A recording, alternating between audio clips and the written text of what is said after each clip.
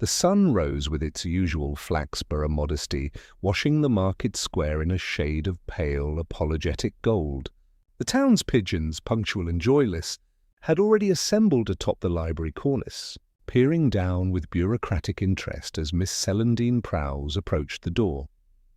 Miss Prowse was a tall, angular woman who wore her authority the way others wore spectacles, as a device to see the world more clearly and to keep it at a suitable distance. The library key, suspended on a brass chain of ceremonial thickness, swung from her gloved hand, though it was not, she soon realized, the only one of its kind presently involved in the building's affairs. For the key already lay upon the doormat. It rested there with the prim exactness of something intentionally placed. Miss Prowse, after a pause to consult both her eyesight and her faith in Providence, stooped to retrieve it.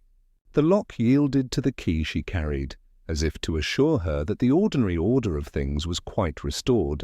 Yet when she entered, the air had that faint, accusing stillness that attends a room recently disturbed. She stood among the shelves, adjusting her breathing to match the dust motes. Nothing appeared missing. No ransacked drawers, no scattered catalogues. Only the faint scent of cigar smoke, quite foreign to the establishment, lingered near the reference section. At precisely 8:45, P.C. Harrow arrived, more curious than concerned. A young man with the investigative instinct of a Labrador retriever, he examined the doormat with professional squints and produced his notebook. "So the key was just there, miss?" "Indeed, precisely there. No sign of damage." "None, constable." "It seems the culprit prefers tidiness." Harrow, unaccustomed to irony in witnesses, wrote this down as suspect possibly female tidy habits. By mid-morning, the event had escaped the library and entered the bloodstream of Flaxborough conversation. The butcher's assistant told the postmistress that nothing was taken, which only proves they were after something particular. Mrs. Vane, of the Women's Guild, confided that her cousin had seen a man of culture, or at least with spectacles, loitering nearby. At the Green Man, a gentleman with uncertain employment offered the view that books are dangerous things, best kept locked. In his office above the police station, Inspector Purbright sipped his tea and read the typed report. It was concise, dutiful, and, in the manner of all bureaucratic documents, entirely innocent of imagination. He smiled slightly. "A key left behind," he murmured. "How thoughtful of it." He set the report aside, his expression one of mild curiosity rather than excitement. To those who knew him, this was the first sign of a long and quietly absorbing week ahead. Market Square in Flaxborough, that modest theatre of civic life, has always excelled at transforming the trivial into the memorable. By 10 o'clock that same morning, the library incident had been metabolized into a public delicacy, a morsel of scandal palatable to every taste, from moral outrage to wistful curiosity. Outside the post office, Mrs. Tegg of the council's secretariat was giving her version to anyone unwise enough to queue behind her. "They say," she began, lowering her voice without lowering her volume, "that the door was standing wide open when she arrived. Wide open, you can imagine the state of the archives. I said to Mr. Broom only last week that the public building locks needed replacing. Naturally, no one listened." Her audience, a stoic young mother with a pram, nodded vaguely, while glancing at her watch. Mrs. Tegg mistook this for admiration and continued, "I have often suspected that the library isn't quite as secure as it ought to be. All those odd people wandering in to do research. I've seen some of them reading for hours without borrowing anything. Very suspicious habit, that." Meanwhile, across the square in Eel's Butcher's, the incident had taken on a romantic tinge. "A love affair, I shouldn't wonder," opined Mr. Eels, slicing rhythmically through a side of ham. "Librarian types are deeper waters than you'd think. All quiet on the outside, mind you, but there's passion under the catalogue." His apprentice, a boy of 16 with a philosophical temperament, nodded solemnly. "My aunt reads novels. Same thing, probably." By noon the tale had developed wings. According to the landlord of the Green Man, the intruder had rifled the council's secret ledgers, stolen incriminating documents, and then returned the key as an ironic gesture. According to the vicar's wife, it was all a misunderstanding involving a mislaid spare key and Miss Prowse's nerves. Both theories found willing believers. The police telephone, meanwhile, rang steadily with calls of helpful information. One lady reported a man lingering in an unliterary manner outside the library. Another claimed to have heard muffled classical music from within at dawn. P.C. Harrow dutifully transcribed these revelations, his handwriting deteriorating with each new flourish of absurdity. By early afternoon, the story had reached Inspector Purbright in its full, contradictory glory. He spent the hour before luncheon reading the collected statements, and, as was his way, finding in them less enlightenment than entertainment. When P.C. Harrow entered, looking weary and hopeful, Purbright regarded him kindly. "Any progress, Constable?" Harrow straightened. "Several leads, sir." A Mrs. Vane says she saw a tall man with a bag near the town hall about 7:30. Indeed? Did she mention the man's face? No, sir. She said she didn't look directly for fear of encouraging him. "Admirable restraint," murmured Purbright. And what of the others? "There's talk of Mr. Broom, sir. He's got a duplicate key. Says he keeps it for damp emergencies." "Ah, yes," said Purbright, sipping his tea. "Moisture does so often justify access to public buildings." Harrow hesitated. "Do you think it's anything serious, sir?" Purbright smiled faintly. "Constable, when nothing has been taken and only a key returned, we are dealing either with an innocent mistake or a very British form of guilt." At that very hour, in the tea-room adjoining the library, Miss Celandine Prowse was enduring sympathy from the formidable Mrs. Vane. Sympathy in Mrs. Vane's hands resembled cross-examination. "You must be absolutely shaken, my dear." To think someone might have been lurking among your stacks. "You didn't notice anything odd last evening?" Miss Prowse, who was sipping her tea with the composure of a woman accustomed to public scrutiny, replied evenly. Nothing whatever. The only disturbance was a boy in the reference section pretending to look up volcanoes while clearly drawing a battleship. "Shocking lack of respect for learning," said Mrs. Vane. "Still, one hears that some people use libraries for—" She leaned forward conspiratorially. "Meetings of a personal nature." Miss Prowse met her gaze with the serene disapproval of a saint being offered a cigarette. "In this library, Mrs. Vane, meetings are restricted to the literary and the lawful." Mrs. Vane retreated, defeated, but satisfied that her morning's gossip was now authenticated at the source. Within the hour, she had amended the story slightly. Miss Prowse hinted it was someone she knew, before relating it to the vicar's wife over sponge cake. By the time evening shadows crept across the square, Purbright took a slow walk through town, as he often did when something puzzled him. He nodded politely to shopkeepers, observed the neat geometry of the flower beds, and thought about keys. Those small objects, so often entrusted to people who never quite deserved them. He paused outside the library. The door now bore a new, hastily pinned notice. "Closed until further notice." "Cataloguing in progress," Purbright smiled. "An admirable euphemism," he said to himself. From within, faintly, he thought he heard the metallic click of drawers, not furtive, but careful. Someone was reordering things, not for concealment, he felt sure, but for restoration. He left the matter there for the night. There was time enough for inquiries tomorrow.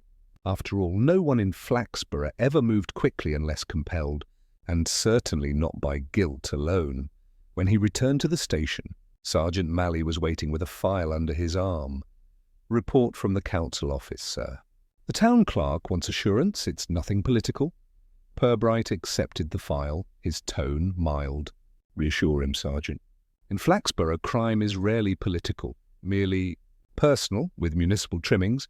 He placed the file on his desk, added the morning's notes, and wrote one line across the top. Library key returned. Intention uncertain. Possibly restitution. Then, with his usual tidy economy, he shut the drawer and went home for supper.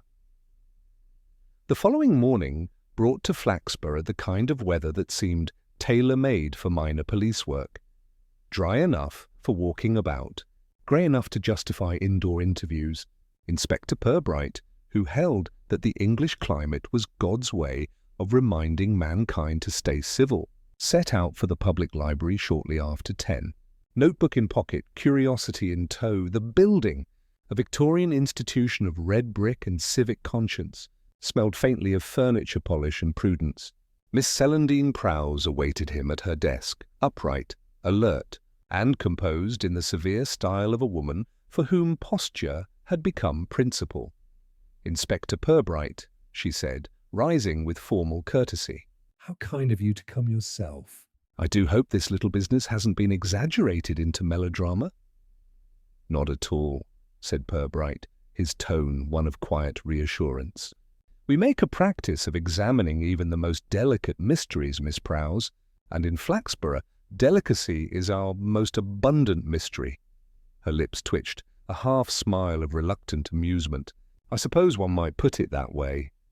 She gestured toward the reading room, where sunlight filtered through leaded panes upon rows of books whose spines gleamed like polite soldiers. "As you see, Inspector, everything is precisely as it should be." "Nothing missing, nothing displaced. Only that curious key." Purbright followed her gaze. "Yes, a considerate burglar, if indeed it was one." "I do not believe it was a burglar," said Miss Prowse firmly. No one forced entry. No drawers were opened. Whoever entered did so with purpose and, I suspect, conscience. Purbright noted the phrasing. Conscience was not a word employed by the naturally innocent. "May I ask, Miss Prowse, whether anyone besides yourself had access to that key?" She hesitated a moment too long. "Technically, the town clerk possesses a duplicate, though he assures me it is kept under lock at the council offices. The caretaker, Mr. Broom, has another which he claims to use only when necessary." Necessary being a term with broad interpretation, Purbright murmured. Her expression suggested approval. "Precisely." Purbright wandered toward the reference shelves, scanning the neat row of labels: local history, gazetteers, council records, early industries of Lincolnshire. One volume, a large green-backed tome, lay slightly askew, as though recently replaced. He made a mental note. "You were the last to leave the building on Tuesday evening?" he asked. "Yes, I locked up shortly after 8. "Miss Davenham, my assistant, had gone at 7:30. She suffers from an evening course in shorthand. And you recall locking the door yourself?" "Most certainly." "I am prone to lapses, Inspector." There was a faintly injured air in her tone, as though she had been accused of something indecorous. Purbright, who understood pride in all its civic varieties, offered her a disarming smile. "I have no doubt, Miss Prowse, but even the most dependable minds can be misled by routine. You recall the position of the key afterward?" That pause again, imperceptible but distinct. "On its chain, naturally." "I never leave it elsewhere." Purbright nodded, closing his notebook. "Quite. And you noticed nothing odd before you left?" "Lights, footsteps, sounds, only the usual silence," she said, though her voice contained a faint tremor of recollection. "Except, well, now that you mention it, I did hear the outer door rattle once, after I'd extinguished the lamps." "I assumed it was the wind." Purbright inclined his head. "The wind is a popular suspect in Flaxborough, most accommodating." "Never needs to be charged." For the first time, Miss Prowse smiled properly, a small, rueful expression that softened her angular dignity. "You have a dry wit, Inspector." "I find it saves time," he replied. As Purbright prepared to leave, his gaze returned to the reference shelves. He drew out the green-backed volume and opened it gently. Inside, a slip of paper marked the page, a borrowing card dated 2 days before the incident. The signature was illegible, a cramped tangle of loops and slashes, but the subject was unmistakable. "The Mayors of Flaxborough, 1890-1930, Purbright replaced the card without comment. "Tell me," he said lightly, "is this volume popular?" "Not remotely," she replied. "Only Mr. Tarrant, the bookseller, has ever expressed interest, and that was chiefly to complain about it." "Then someone else has acquired a taste for municipal history," said Purbright, glancing around the quiet room, "or perhaps a distaste for it." Back at the police station, Sergeant Malley awaited him with his habitual expression of slightly affronted efficiency. "Morning visit went well, sir? Miss Prowse is composed, articulate, and observant," Purbright replied. "Almost too much of each." "Means she's guilty, then?" asked Malley with hopeful briskness. "Means she's interesting," said Purbright. "Guilt, Sergeant, tends to be noisy in the guilty and silent in the innocent. But composure can go either way." Malley grunted, disappointed by philosophy where he had expected an arrest. Purbright opened the file and added a line. "Miss Prowse recalls door rattling. Claims no lapse. Tone, defensive, not evasive. Mentions conscience unprompted." He closed the folder, steepling his fingers. "Order, Sergeant, is a fragile thing. People who depend upon it most are the ones who tamper with it when they believe they're serving a higher purpose." "To meaning what, sir?" "Meaning that someone may have broken in to restore something, not to steal." At dusk, as the lamps along Market Square blinked to life, Purbright passed the library again.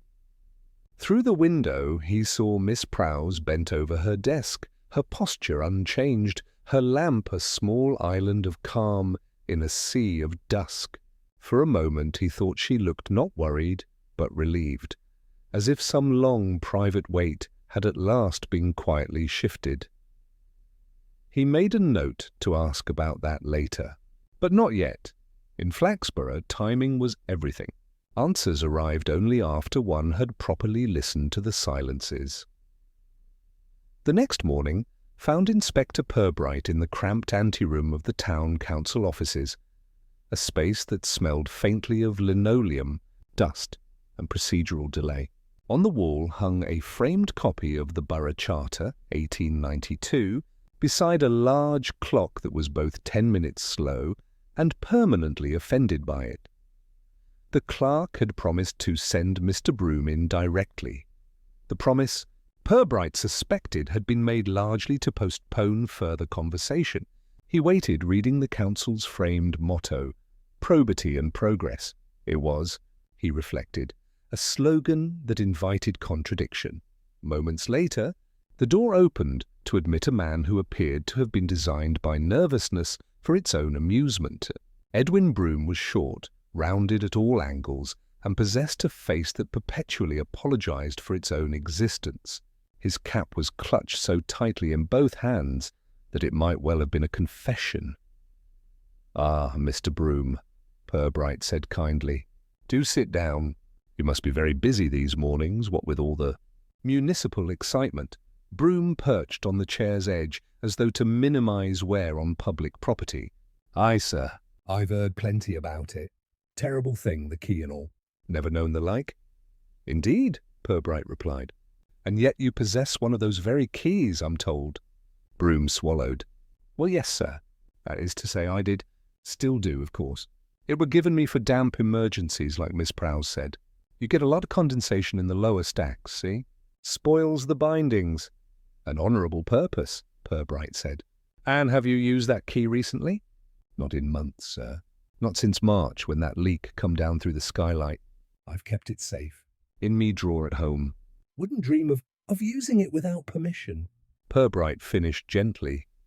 Broom nodded so emphatically that his spectacles slipped down his nose. "Exactly, sir." "Wouldn't dream?" Purbright regarded him over folded hands. "Mr. Broom, do you often visit the library outside your regular hours?" "Only if Miss Prowse asks, or if there's a report of water where it shouldn't be." "But never otherwise, sir? I keep to me duties." "Yes," said Purbright softly. "Duties can be quite confining." Outside the half-glazed door, the voice of Councillor Luff broke through. "Speaking to someone unseen but loudly enough to fill the corridor. I tell you, it's Broom. Has to be." always hanging about the library, sniffing at those electric sockets and pretending to check for damp. If a key's gone astray, you can depend upon it to be him. Can't afford tobacco, that one, but somehow always smells of it. Purbright's eyebrow rose a fraction. Perhaps we might discuss that inside, Councillor, he said, mildly. Councillor Luff entered, a man of florid complexion and municipal importance. His chain of office jingled faintly as he straightened his waistcoat. Ah, Inspector. Just doing my duty as a public servant, keeping you informed. Between ourselves, Brooms had his fingers in more than one petty mischief. Took a roll of blotting paper home last winter. Whole roll. Broom's complexion, never robust, turned the colour of library paste. That were a mistake! I brought it back the next morning. Purbright gestured to the councillor's chair. Thank you, Mr. Luff, but I think we'll continue this conversation alone if you don't mind. Luff hesitated, then withdrew with the air of a man unjustly deprived of a stage. The door clicked shut. Small towns, Purbright said pleasantly, are much like libraries.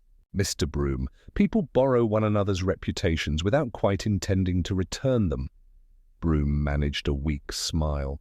Aye, sir, and I'm often the overdue book. Now, Purbright continued, this duplicate key of yours, might I see it? Broom fumbled in his jacket pocket and produced a small brass key on a frayed string. Here she is, sir. Never leaves me side. Purbright examined it, noting the slight difference in cut. Not quite identical to a master key, but capable of turning the lock with encouragement. He handed it back. Keep it safe, Mr. Broom. It would distress the council terribly if you were proven innocent too soon. Broom blinked. Sir? Merely an observation, Purbright said with a smile. One likes to allow civic opinion its moment of triumph before truth spoils the fun. Later that afternoon, Superintendent Chubb arrived in Purbright's office, his stride brisk with administrative certainty. So it's the caretaker then? He asked, slapping a file onto the desk. We can wrap this up quickly. Man's paw has access, nervous disposition are the usual combination. Purbright looked up from his notes. He's also conscientious, terrified of authority, and entirely too inept to have orchestrated anything so neat as returning a key in the right place. Nevertheless, Chubb persisted, the public expects results. Yes, Purbright agreed, but they rarely appreciate accuracy as part of them. Chubb gave a long-suffering sigh. You and your patience, Purbright. The man's obviously lying.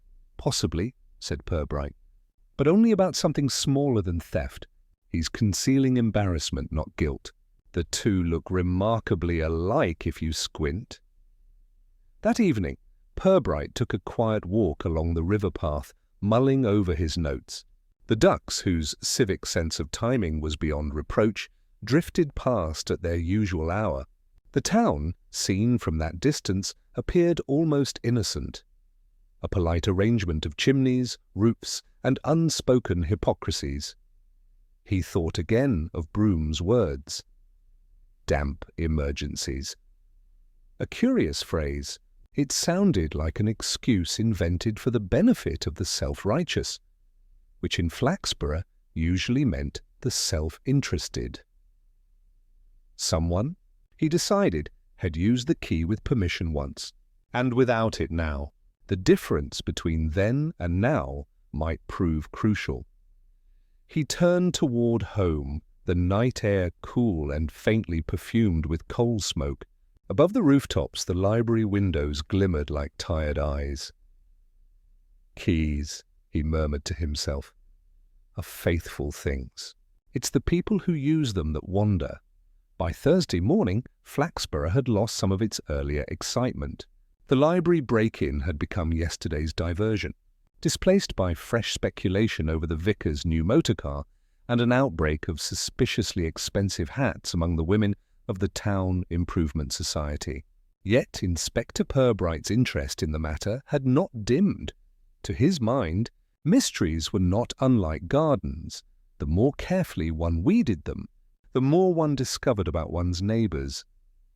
He arrived at the library just after opening time.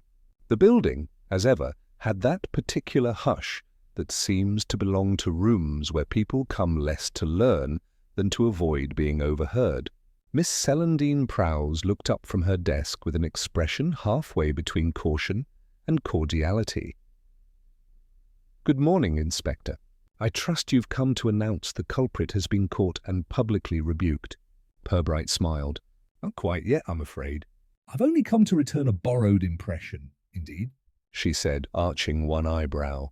"An impression of events," he clarified. "They never seem to fit the keyhole quite as well as one hopes." Miss Prowse regarded him steadily. "I take it the Council believes me careless." "The Council believes whatever preserves its own dignity," said Purbright.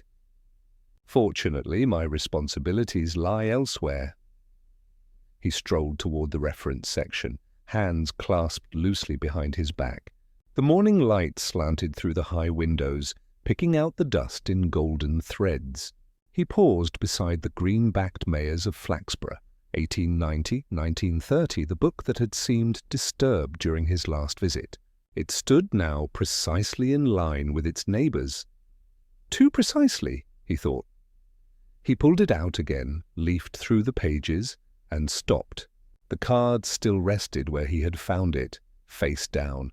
The same cramped, looping hand, the same date. Tuesday, 7 p.m. But what drew his eye this time was not the card, but a second item lodged between the pages farther along. A small, square scrap of pale paper, faintly greasy at the edges. Purbright lifted it delicately, examined it and smiled. A bookplate fragment.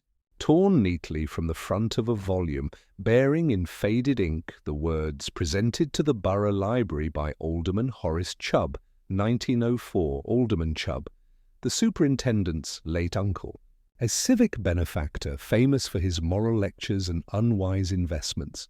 Purbright recalled that the town hall files included correspondence about certain missing donations during that same period. He placed the fragment in his notebook. "Miss Prowse," he said, turning back to her desk, "do you happen to know whether Alderman Chubb's gift collection is still intact?" She looked momentarily taken aback. "I believe so. Several shelves in the West Wing under Civic History. Why?" "I only wondered," said Purbright mildly, "whether it's usual for a donor's bookplate to migrate to other volumes over time." Miss Prowse's eyes flickered, not in guilt, but in alarm. "Someone has been meddling with the Chubb collection?" "I should say editing might be nearer the mark," said Purbright. "But it seems the librarian was not consulted." When Purbright returned to the station, Sergeant Malley was waiting with his usual look of officious expectancy. "You found something, sir?" "Something very small," Purbright said, taking off his coat. "A torn bookplate. But small things in small towns can be disproportionately revealing. Do you think it's connected to the key business?" "I think it's connected to someone's conscience." "Which in Flaxborough is often filed under reference only," Malley frowned. "Meaning?" Purbright smiled faintly. "Meaning that someone wanted to remove, or restore, something once belonging to Alderman Chubb's library donation, and that someone wanted it done quietly, before the town council's next audit of its civic treasures. Would that someone be Miss Prowse?" Malley asked. "Unlikely." "She's too proud to meddle and too tidy to conceal the evidence so carelessly. But she knows who did. That much I'll stake a penny on." He rose, brushed a bit of dust from his sleeve, and added, "And she's protecting them out of a sense of propriety, which is morality's duller cousin." That afternoon Purbright called on Mr. Tarrant, the bookseller, a man whose shop smelled of paper, pipe tobacco, and quiet resentment. Mr. Tarrant prided himself on honest trade, by which he meant charging as much as he could without provoking complaint. "Ah, Inspector," he said, emerging from behind a tottering pile of novels. "Come to restore order among the literati." "Only to ask a question," said Purbright. "Do you ever deal in old presentation books?" "Volumes with civic bookplates, dedications, and so on." "Occasionally. Most are worthless except to local history bores. The Chubb ones, though, they're curiosities. The alderman had good taste before he went bankrupt." "Ah," said Purbright, So some of those volumes have circulated? Tarrant coughed delicately. A few, yes. Came my way through auctions years ago. Perfectly legitimate. Why? Because one seems to have found its way back into the library, Purbright said, his tone light but edged. Tarrant froze, the colour draining from his face. You can't mean— I can mean, Purbright said, that our mysterious visitor may not have stolen anything at all, but returned a book they had no right to possess, along with the key that made it possible. The bookseller's Adam's apple bobbed like a man swallowing a bad investment. Returned it, you say? Yes, Purbright murmured. An act of repentance, perhaps, though repentance in Flaxborough is usually performed quietly and in other people's buildings.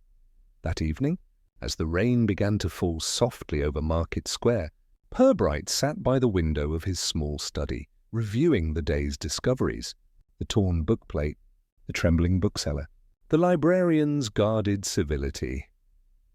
He thought about Alderman Chubb's donation, the council's archives, and the peculiar English instinct to tidy up moral failings with administrative neatness. He wrote one line in his notebook before closing it for the night.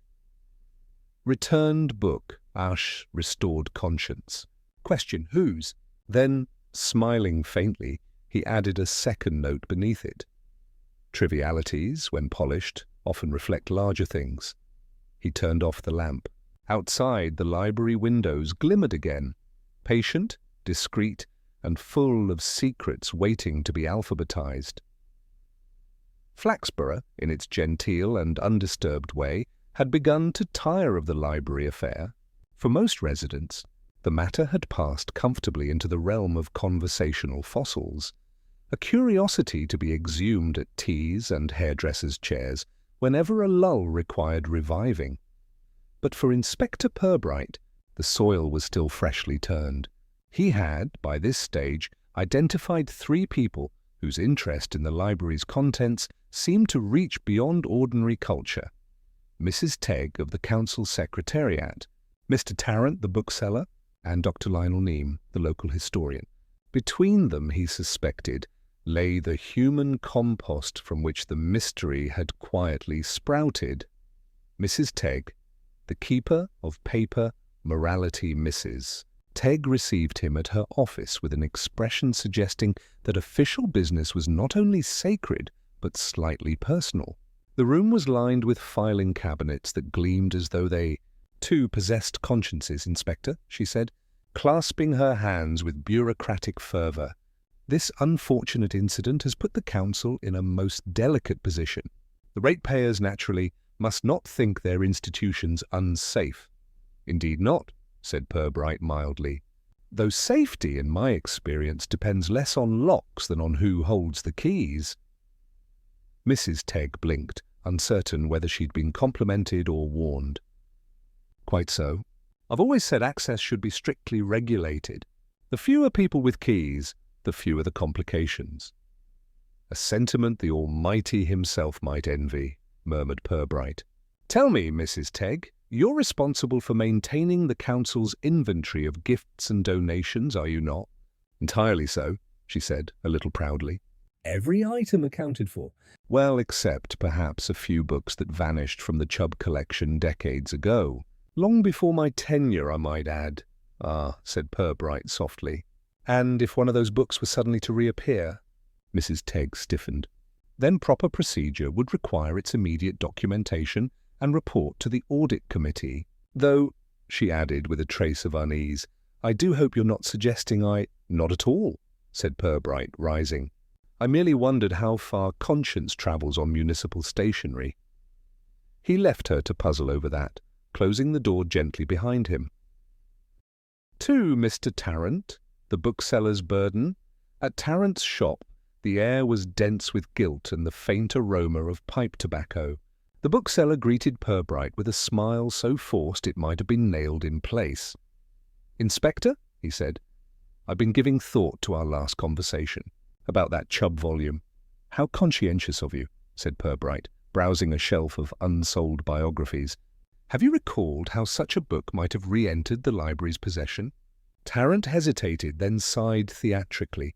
Look, if I'm to be frank, and I suppose I must, a lady came by last week asking if I might help her identify a rare local edition. She brought an old book, handsome binding, gilt edges, the works. When I mentioned it was likely from the Chubb collection, she went pale and left at once, saying she'd put it back where it belonged. Purbright looked up sharply. A lady, you say? Yes, middle-aged, well-dressed in that quiet way respectable women manage. Gloves, hat, no nonsense. Would this have been Miss Prowse, perhaps? Terrence's mouth twitched. Could have been. Hard to tell. She's one of those women who make tidiness a disguise. Thank you, Purbright said, replacing the book he'd been pretending to inspect. You've been most helpful. Do continue to pay your taxes. Why, honesty should be rewarded eventually. Dr. Neame, the historian and his secrets, Purbright's final call, took him to the home of Dr. Lionel Neame, a retired academic whose house smelled of paper, ink, and self-importance. Dr. Neame opened the door wearing a dressing gown that had once been velvet and now looked like a moral compromise. "Ah, Inspector," he said, ushering him in. "You've come about that ridiculous business at the library, I assume? I should have thought even Flaxborough's constabulary would have better things to do than chase phantom burglars." "We find small mysteries nourish the mind," Purbright said. Tell me, Doctor, did you happen to borrow any of the Chubb collection volumes recently?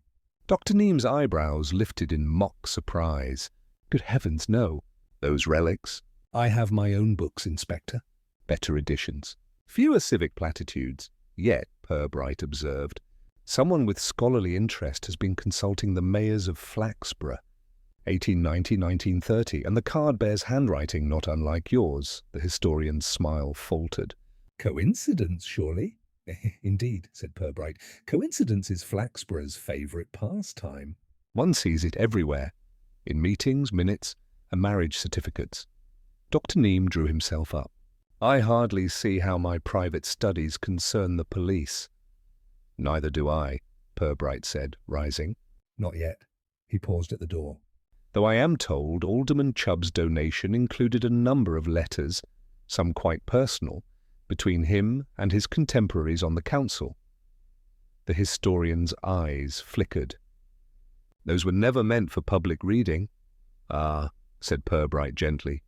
"Then perhaps our mysterious visitor agrees with you and has been tidying history before it embarrasses the present." That evening, Purbright returned to the police station with a notebook full of possibilities and an appetite for none of them. Sergeant Malley looked up from his paperwork. "Getting anywhere, sir?" Everywhere, unfortunately, Purbright replied. Each of them has touched this business at some point. He, the clerk, the bookseller, the scholar, all trying, in their own way, to preserve decency. And decency, in my experience, is the most creative motive for deceit. Malley frowned.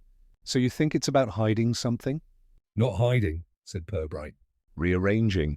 The library key was used not to open a door, but to close one, quietly, firmly, and on a chapter someone didn't wish reopened." He leaned back, lighting his pipe. "But we'll see what happens when the next page turns itself."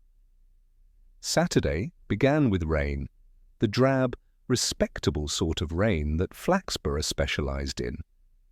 It fell in long, dutiful streaks, cleaning the town without improving it.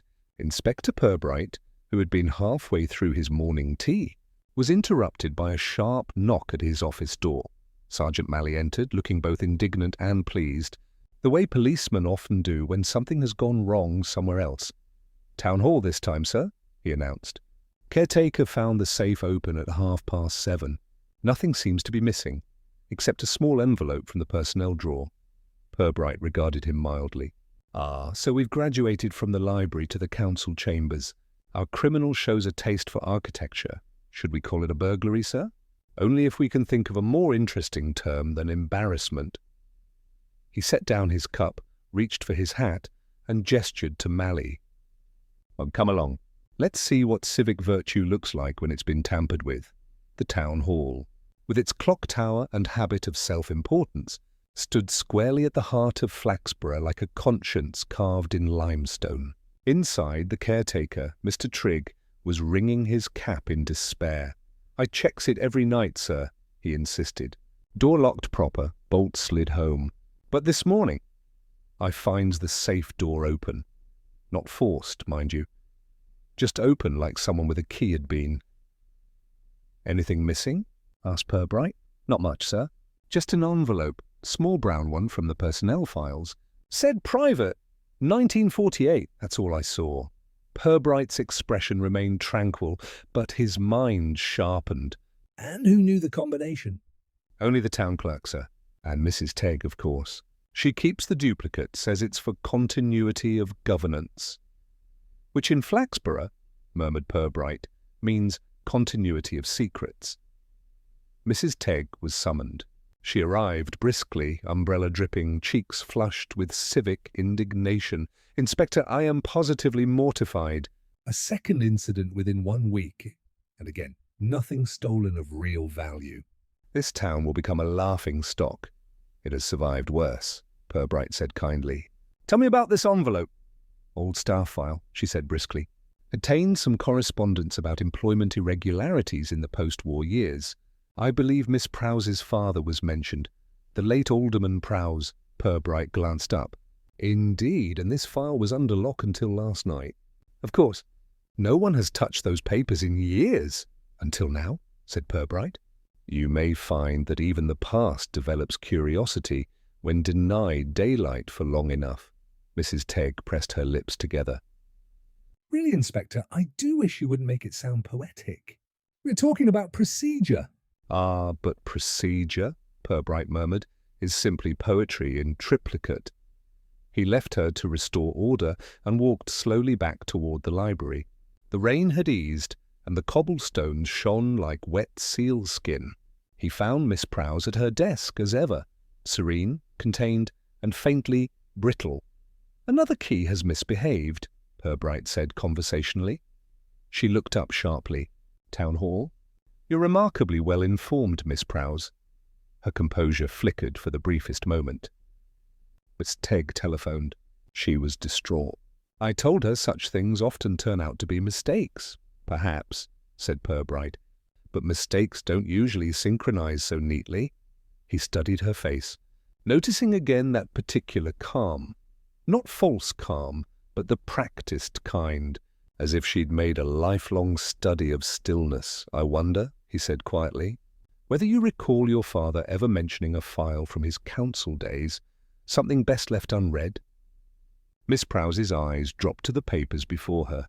"My father served with distinction," she said, her voice precise but tremulous. "He was not a man of scandal." "No," said Purbright softly, "only of silence." She looked up at him then, her control fraying at the edges. "Inspector, what is it you truly suspect?" He smiled. "That someone in this town is tidying up after a previous generation's moral spillage, and that you, Miss Prowse, know precisely whose mop they are using." Her chin lifted. "You are mistaken." "Possibly," he said, and tipped his hat.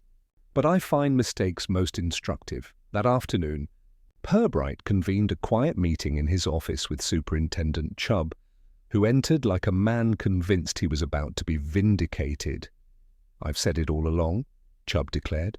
"The caretakers behind both incidents, or possibly the librarian, or both in cahoots. These middle-aged types with keys and too much time. Classic pattern." Purbright looked up mildly. "And yet the caretaker doesn't have access to the town hall safe." "Then Mrs. Tegg," Chubb said impatiently.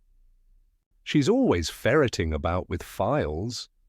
"Perhaps," Purbright said, "though she strikes me as a woman who would rather die than lose a paperclip." Chubb frowned. "Then who?" Purbright reached into his pocket and drew out the bookplate fragment from the Chubb collection, now sealed in a small envelope. "Whoever opened that safe last night," he said, "also returned this book earlier in the week. 2 actions, 1 intention, can be to restore what once went astray." Chubb frowned. "You're saying someone broke in to give something back?" "Precisely," said Purbright. "It's a very Flaxborough crime, civic repentance executed in triplicate, initialed by guilt and witnessed by hypocrisy. Chubb scowled. "You'll make it sound philosophical in court." "Hardly. There'll be no court, Superintendent." Only embarrassment and perhaps a retirement. That evening, Purbright walked alone through Market Square. The rain had stopped, leaving the air crisp with the faint scent of damp stone and late chrysanthemums. The library windows glowed softly against the gloom. He stopped outside, gazing through the glass at Miss Prowse's solitary figure within. She was seated motionless, as if carved from duty itself. Then, just before she rose to extinguish the lamp, she did something that caught Purbright's attention. She took a small envelope from her handbag, slipped it between the pages of The Mayors of Flaxborough, and closed the book gently. Purbright's lips curved in a thin, sad smile. "So," he murmured, "we're still returning what was borrowed, even when the past no longer cares." He turned away, the faint echo of church bells marking the hour. The town, as ever, carried on, polishing its virtue, airing its secrets, and pretending both were still intact. Sunday dawned pale and quiet, as Sundays in Flaxborough always did. A day devoted not so much to rest as to the dignified postponement of activity. The market square stood empty except for pigeons and puddles. The bells of St. Chad's gave their weekly reminder that salvation, like parking, was limited but available to the punctual. Inspector Purbright, who had attended neither service nor sin the previous evening, sat at his breakfast table with the Sunday Mercury spread before him. Its front page carried a cheerful account of the town council's swift and decisive handling of minor irregularities in public buildings. He smiled faintly. Journalism in Flaxborough, he thought, was less a profession than an art of gentle omission. He turned to the window. The street outside gleamed clean, orderly, forgiving, like the conscience of a man who has simply forgotten his guilt. He spent the late morning walking the riverside path, a routine that helped him think without appearing to. There was no real need to hurry. Crimes in Flaxborough never fled. They merely settled in, like damp. In his pocket lay two objects, the torn book plate and a note he had written the previous night. Miss Prowse returned file to library. Motive? Moral restitution, not theft. It was as neat a summary as any, but even so, something about it refused to settle. He paused on the bridge, watching the water pass beneath. It was muddy, slow, unhurried, an honest stream, neither guilty nor proud. Human nature, he reflected, was rarely so obliging. He thought of Miss Prowse, composed, loyal, terrified of disorder, and of her late father, the alderman, whose name appeared too often in the old records. There was, he suspected, a quiet inheritance between them that no will could have codified, an instinct to maintain appearances at all costs. In Flaxborough, such instincts were practically hereditary. After luncheon, Purbright stopped by the Green Man. The clientele, subdued by roast beef and moderation, nodded politely as he entered. The landlord, Mr. Cribb, offered a glass of the inspector's usual ale with the grave respect reserved for a man who never over-ordered. "You'll be after that library business again, sir?" Cribb asked, polishing a glass. "Terrible fuss over nothing, if you ask me." "I rarely do," said Purbright pleasantly. "Still, I wonder, did you ever know Alderman Prowse in his day?" Cribb chuckled softly. "Knew him?" Everyone did. "Proper gentleman." Bit sharp in business, though. "My father used to say he could balance a ledger on a knife edge. Why?" "No reason in particular," Purbright said, swirling his ale.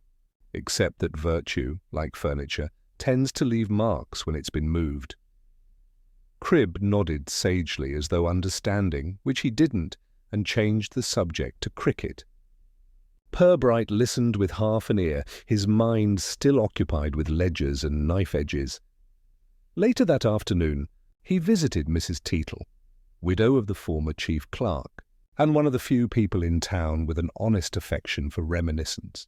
Her sitting room smelled of lavender, coal dust, and orderly grief. "Oh, Inspector," she said, bustling in with tea.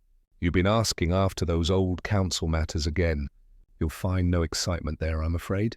Just paper and pride, both highly combustible materials," Purbright said, taking his cup. She smiled. "You have your father's humour, I dare say." "I hope not," said Purbright. "He was a solicitor." Mrs. Teetle laughed softly, then sighed.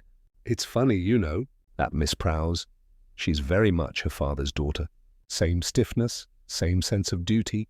When the alderman was on the council, there was talk of some, I suppose one would call it a misunderstanding. Something to do with a library bequest and an accounting discrepancy. All hushed up, of course. Her father carried that weight quietly until the day he died." Purbright stirred his tea. "And now his daughter carries it for him?" "Perhaps," she said gently. "It's the sort of burden that passes down like china. Fragile, but you don't dare throw it away." He nodded, setting his cup down carefully. "Yes." And one day she decided it was time to put the missing piece back in the cabinet. Mrs. Teetle frowned. "The missing piece? An envelope," he said almost to himself. "Or perhaps a conscience." That evening, in the quiet of his study, Purbright wrote out a full report, not for his superiors, who disliked moral puzzles, but for himself. He wrote slowly, as one might tune a delicate instrument. The incident at the library was not theft, but confession. Miss Celandine Prowse, aware of irregularities in her late father's civic dealings, recovered a long missing file from private hands and returned it to the town's archives, fearing discovery by the council's upcoming audit. The library key was borrowed to facilitate this quiet restitution. The second incident, the opened safe, served only to replace a corresponding document that should have been filed there all along. "No money taken, no gains sought." Simply, the old English instinct to tidy morality without discussing it. He paused, considering. Then, beneath the last line, he added, "If Miss Prowse is guilty of anything, it is of reverence, the kind that would rather restore than reveal." He leaned back, letting the ink dry. Outside, the rain began again, softer now, a tired drizzle washing over the market square. Through the window, he could see the library's faint outline across the way. A light still glowed in the upper office. Miss Prowse was at her desk. As always, Purbright thought, not without sympathy, How very lonely righteousness could look in practice. He closed his notebook, extinguished the lamp, and murmured into the stillness. "Flaxborough never sins loudly, only administratively." Then he smiled, and the small, private smile of a man who understood too well that justice in such towns was never written in capital letters. By Tuesday, Flaxborough had returned to its habitual calm, the kind that hovers between moral indifference and social fatigue. Even the rain, having exhausted its indignation, gave way to a thin, apologetic sunlight that revealed every flaw it touched. Inspector Purbright, however, had decided the time was ripe for what he privately termed a stirring of teacups. The purpose was not to accuse, but to observe, to see whose hand trembled when the teaspoons rattled, and so, under the benevolent pretext of assisting the council's internal review, he requested a small gathering of interested parties, Mrs. Tegg, Mr. Tarrant, Dr. Neame, and of course Miss Celandine Prowse. He asked them to assemble in the library's reference room at 4 o'clock that afternoon. The official subject, according to the invitation, was the reorganization of civic archival access. It was the sort of phrase that guaranteed attendance from those most afraid of being left out. At 4 precisely, the participants arrived, punctuality being the one virtue Flaxborough still practiced with pride. Mrs. Tegg entered first, her expression that of a woman prepared to resist administrative reform. She was followed by Mr. Tarrant, whose nervous smile suggested an awareness that honesty, while admirable, was seldom profitable. Dr. Neame came last, diffusing the air of reluctant superiority peculiar to men who consider themselves miscast in provincial life. Miss Prowse was already seated at the head of the table, her hands folded with ecclesiastical precision. "Thank you all," Purbright began in his mildest tone, "for responding so promptly. I shan't detain you long. The matter is quite straightforward, merely a question of keys, catalogues, and conscience." The last word floated in the air for a moment, delicate as dust. Mrs. Tegg stiffened. If this is about that dreadful business with the safe, Inspector, I assure you— Quite, Purbright interrupted gently. I have no doubt your safes are models of rectitude. But I am concerned with another kind of security, that of our town's memory. It seems some of our records have been Rearranged in the interest of decency. He turned, meeting each gaze in turn. It is a very English impulse, of course, to tidy away the inconvenient corners of the past. But history, alas, has a habit of creeping back through keyholes. Mr. Tarrant cleared his throat. If you're implying, Inspector, that I had anything to do with— Implication, Mr. Tarrant, said Purbright pleasantly, is a dangerous instrument in untrained hands. I prefer demonstration. He withdrew a small envelope from his coat and placed it on the table. I have here a document recently returned to the town archives, unsigned, undated, but bearing certain familiar initials. It refers to a council transaction from 1948 and a donation to the library that was never formally recorded. Dr. Neame blinked. A forgery, no doubt, or a restoration, said Purbright. One could view it either way. What interests me more is the person who had the moral courage, or folly, to return it. For a few seconds the only sound was the distant ticking of the reading room clock. Then Mrs. Tegg, unable to bear the suspense, spoke. If you're suggesting I interfered with official records, I'm suggesting, Purbright said, that someone wished to spare the council an old embarrassment. And perhaps, too, to spare a dead man's daughter the pain of discovery. At that, Miss Prowse's composure gave its first visible crack. She rose slightly, her chair scraping the floor with the soft finality of confession. "Inspector," she said quietly, "if I might explain?" Of course, Purbright said, his tone not unkind. "We are all civil servants here." After all, in one sense or another, she remained standing, her back to the window, the fading light turning her silhouette thin and severe. "My father," she began, "was a man of order, sometimes too much so. During his time on the council there were transactions, donations not fully accounted for. Nothing criminal, you understand, merely untidy. After his death I found among his papers a letter, one that suggested he had appropriated a small sum from the Chubb bequest to cover an unrelated deficit. He meant to replace it, I believe, but never did." Her voice trembled, though her eyes stayed steady.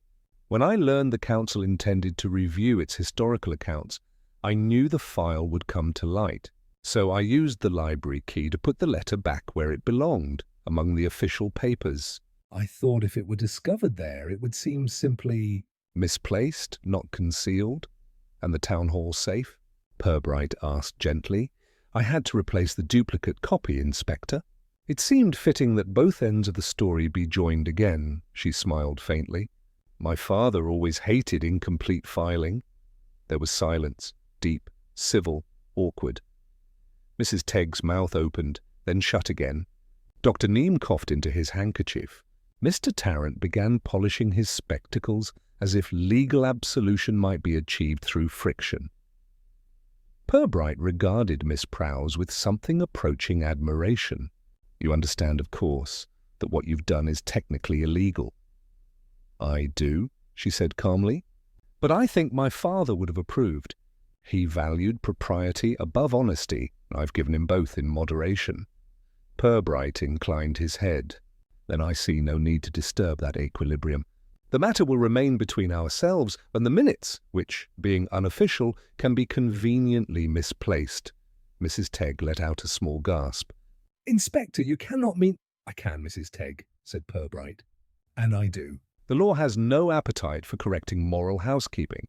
It prefers clear crimes, not tidy consciences." As the others departed, some indignant, some relieved, Miss Prowse lingered by the doorway. "Thank you, Inspector," she said quietly. You've been... "Humane? Not at all," Purbright replied. "Merely lazy. Justice, like literature, is often improved by careful editing." She smiled faintly, then left, her footsteps fading down the hall. Purbright stood for a moment longer in the now empty room, gazing at the abandoned envelope on the table. He picked it up, placed it gently inside the Mayors of Flaxborough, and closed the cover. "There," he said softly, "all filed alphabetically, morally, and mercifully." Superintendent Chubb's office had never quite recovered from his personality. It was too neat, too polished, too certain of its own authority. A place where dust feared to settle, lest it be reprimanded. When Inspector Purbright entered the next morning, Chubb was already standing by the window, arms folded across his chest, regarding the market square like a general surveying a battlefield in which nobody had agreed to fight. "Purbright," he said, without turning, "I trust you've at last made sense of this nonsense." "In a fashion, sir," said Purbright, removing his hat. "Though sense in Flaxborough is generally retrospective," Chubb turned, his expression one of weary superiority. "Then let's have it. And I do hope your report will contain fewer metaphors than usual. The Chief Constable dislikes literary flourish." "I shall restrain myself," said Purbright mildly. "The facts, such as they are simple enough. The two incidents, the library and the town hall, were not acts of theft, but of restitution." "Restitution?" Chubb frowned. Someone broke in to return things? "Precisely. Miss Celandine Prowse, the librarian, discovered after her father's death that he had been involved in what one might call an administrative oversight during his years on the council. A sum from the Chubb bequest intended for the library was redirected to cover a deficit elsewhere. No one was defrauded exactly, but the record was adjusted to suggest otherwise. Miss Prowse, believing her father's reputation imperiled, decided to restore the evidence to its rightful place before anyone else uncovered it." "Good heavens," said Chubb. "So this entire performance, the keys, the files, the safe, was nothing but family sentiment?" "A rare form of filial piety, yes," said Purbright. "Her father's guilt, unacknowledged in life, had become hers to correct. She retrieved the letter from private hands, possibly Mr. Tarrant's, though he denies it with touching sincerity, and used her key to replace it among the civic archives. When she realized the duplicate copy was missing from the town hall file, she restored that too." Chubb sank into his chair. "You're telling me there's been no crime?" "Only moral ones, sir, and those fall outside our jurisdiction." The superintendent rubbed his temples. "But what about this business with the torn book plate? The talk of old donations?" "A small but telling relic," Purbright replied.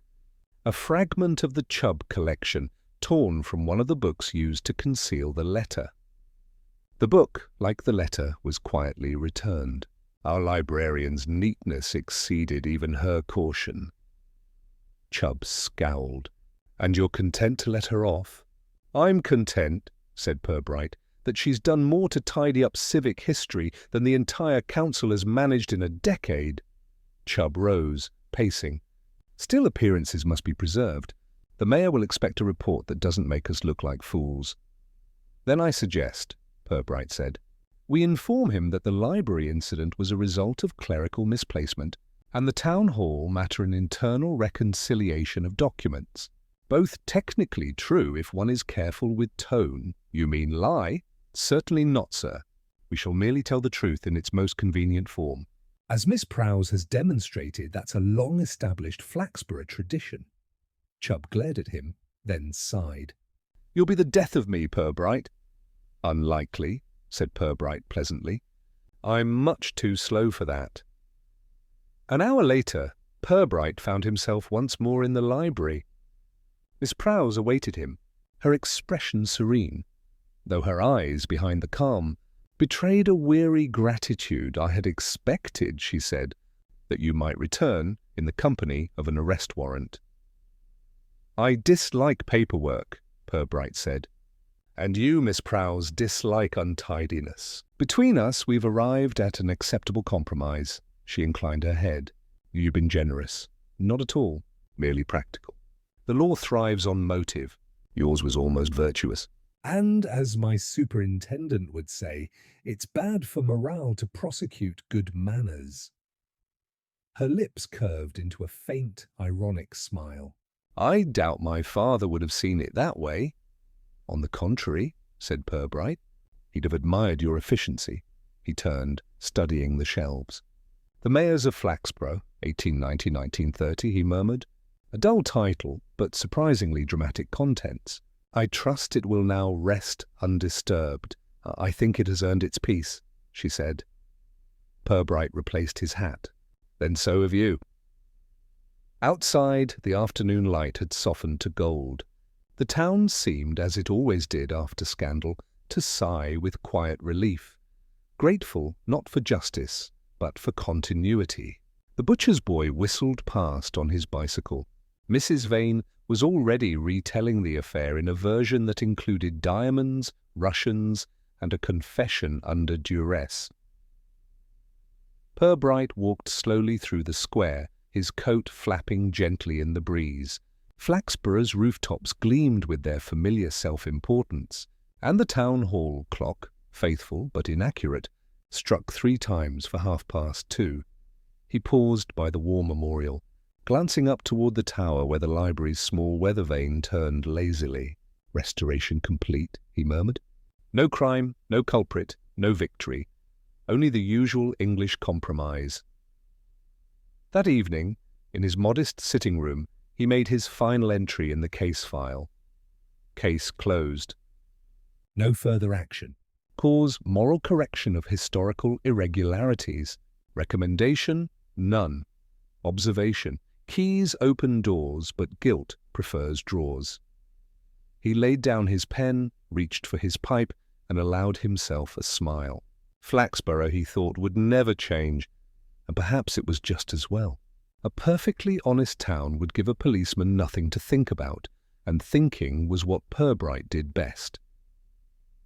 He looked out at the darkening square. In the library window, one last light still glowed. Miss Prowse, he imagined, was filing away her conscience for the night. He raised his cup of tea in his small, private toast. To order, he said quietly, and to those who keep it, for better or worse. By the time the week came full circle, Flaxborough had performed its customary act of civic amnesia. The library was once again open for quiet study. The town hall had declared itself fully reconciled with the past, and the townsfolk, with the instinctive grace of the incurious, had moved on to livelier concern, chiefly the vicar's choir reshuffle and the rumour that the cooperative society might soon introduce frozen peas. Inspector Purbright, walking through Market Square that mild Thursday morning, could almost believe that the curious events of the past fortnight had never occurred. The flag over the council building drooped amiably in the breeze. The newsagent's window displayed its usual parade of half-truths. Even the pigeons seemed to coo with bureaucratic satisfaction. He stopped outside the library. A new notice had appeared on the door, printed with Miss Prowse's restrained precision. Temporary hours for catalogue review. It was, Purbright reflected, the most respectable euphemism for redemption he had ever seen. Inside, the air held its familiar odour of ink, polish, and deferred emotion. Miss Prowse stood by a trolley of books, reshelving with that same immaculate composure which had, until recently, disguised her guilt. "Inspector," she said, turning. I didn't expect routine visit, Purbright said. "I like to see that justice remains properly alphabetized." Her lips twitched, a fleeting smile. Then you may rest easy. All our volumes are once again in moral order." He nodded. "I'm sure the late Alderman Prowse would approve."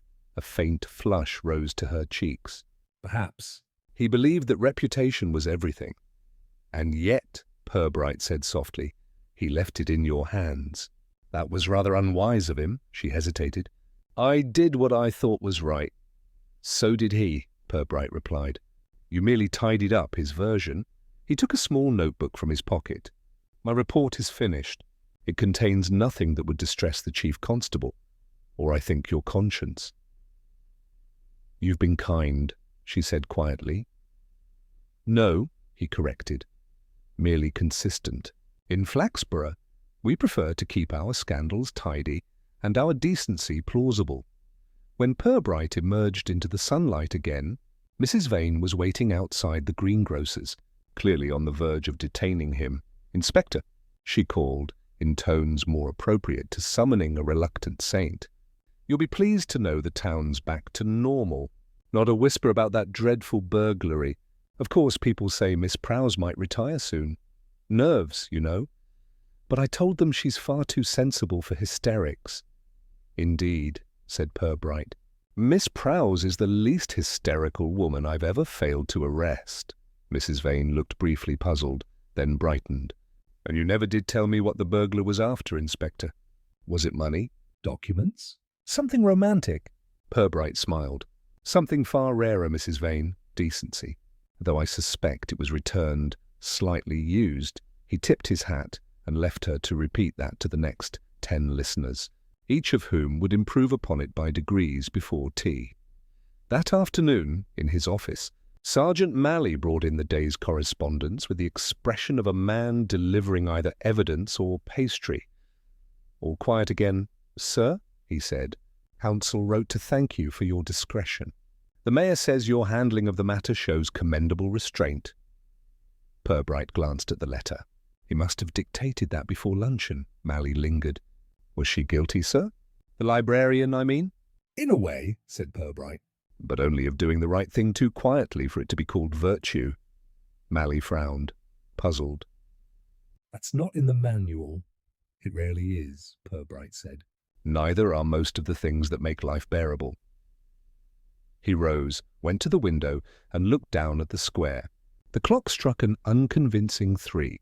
The rain had returned, soft and impartial.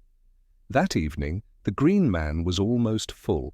Flaxborough's citizens, fortified by mild beer and mutual reassurance, were discussing the week's more comfortable topics, the council's new parking scheme, the vicar's rumoured gout, and whether the cinema might ever reopen for something less sinful than the barefoot Contessa P.C. Harrow. Off-duty and Ernest raised a pint in Purbright's honour. You've solved another one, sir. Without even shouting, Purbright smiled. I try to leave shouting to the innocent. Was there a villain at all, sir? Oh, several, Purbright said, but none you'd recognise. Respectability's a very fine disguise. The young constable nodded, not understanding, but determined to remember the line. Later that night, the inspector returned home. The fire had burned low, and the small lamp on his desk cast a gentle glow upon the closed case file. He opened it once more, glanced at the neatly written conclusion, and added one final line in his careful hand. No prosecution recommended. Order restored approximately. Truth corrected for local consumption. He closed the file, sealed it, and placed it neatly in the cabinet, between the case of the discreet widow and the affair of the vanished dog licence. Then, with a sigh that was neither weary nor regretful, he poured himself a modest whisky and looked out through the lace curtains at the quiet town beyond. Flaxborough slept beneath its lamps, innocent by routine. The library window was dark at last. Somewhere the river murmured through its slow bends, patient as ever. Purbright raised his glass slightly, not in triumph, but in recognition. To small sins, he said softly. And smaller mercies,